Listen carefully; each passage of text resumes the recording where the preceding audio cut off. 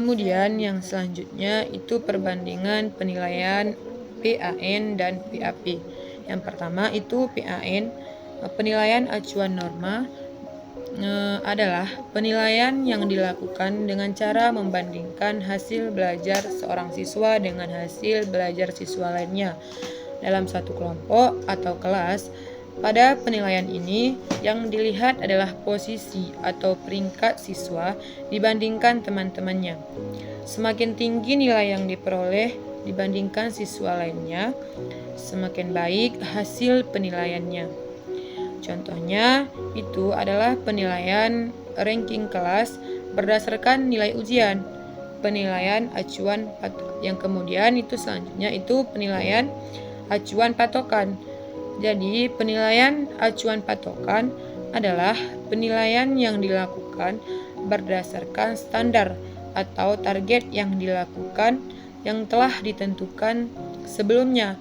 Dalam penilaian ini, siswa tidak dibandingkan dengan teman-temannya, tetapi dinilai berdasarkan kemampuan mereka dalam mencapai kompetensi yang ditetapkan.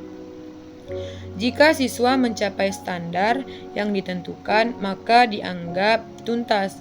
Contohnya adalah ketuntasan belajar, kemudian berdasarkan capaiannya, dan pembelajaran atau nilai minimum yang telah ditetapkan. Yang selanjutnya itu ada kelebihan dan kekurangan PAN. Kelebihannya itu memudahkan menentukan ranking siswa, menunjukkan posisi siswa dalam kelompok, dan cocok untuk seleksi dan kompetensi. Mudah diterapkan pada kelas besar. Kemudian kekurangannya itu tidak mengukur penguasaan kompetensi secara langsung, bergantung pada kemampuan kelompok. Kurang memperhatikan perkembangan individu dapat menimbulkan persaingan berlebihan. Kemudian yang selanjutnya itu kelebihan dan kekurangan PAN. Berdasarkan penjelasan sebelumnya, PAN memiliki beberapa kelebihan. Yang pertama, itu PAN memudahkan guru dalam menentukan ranking atau peringkat siswa karena hasil belajar dibandingkan dengan siswa lain dalam kelompok yang sama. Kemudian yang kedua itu PAN dapat menunjukkan posisi siswa, apakah berada di tingkat atas, tengah, atau bawah dalam kelas. Selain itu, PAN juga cocok digunakan untuk proses seleksi dan kompetensi karena dapat membedakan siswa berdasarkan prestasinya. PAN juga relatif mudah diterapkan, terutama pada kelas dengan jumlah siswa yang banyak. Namun, PAN memiliki beberapa kekurangan. Yang pertama itu penilaian ini tidak tersedia secara langsung, menunjukkan apakah siswa telah menguasai kompetensi yang ditetapkan.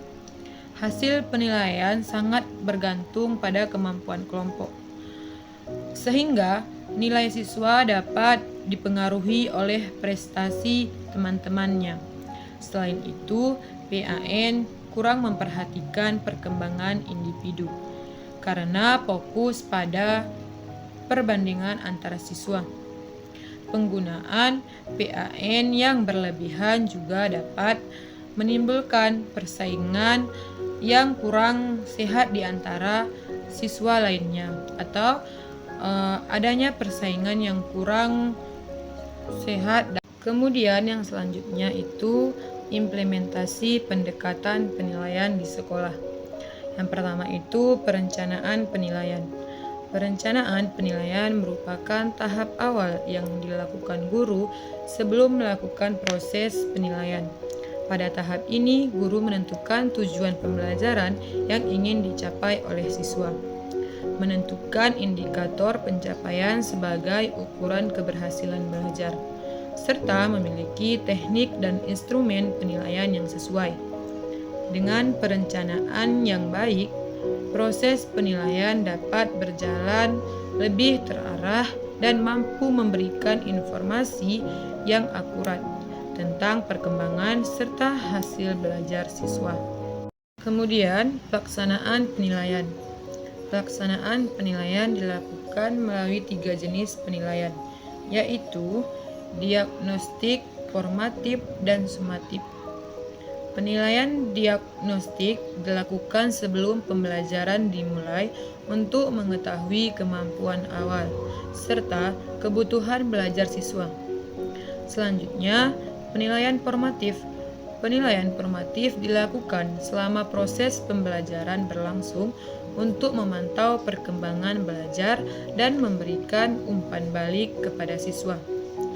Setelah pembelajaran selesai, dilakukan penilaian sumatif untuk mengukur tingkat pencapaian kompetensi dan tujuan pembelajaran yang telah ditetapkan. Dari materi yang telah dijelaskan tadi dapat kita simpulkan bahwa kurikulum Merdeka menggunakan penilaian yang berfokus pada kompetensi dan perkembangan siswa. Pendekatan penilaian terdiri dari asesmen for learning, asesmen as learning, dan asesmen of learning. PAP lebih diutamakan karena menilai pencapaian kompetensi siswa. Hasil penilaian digunakan untuk memperbaiki dan meningkatkan proses pembelajaran. I just had to let you know you're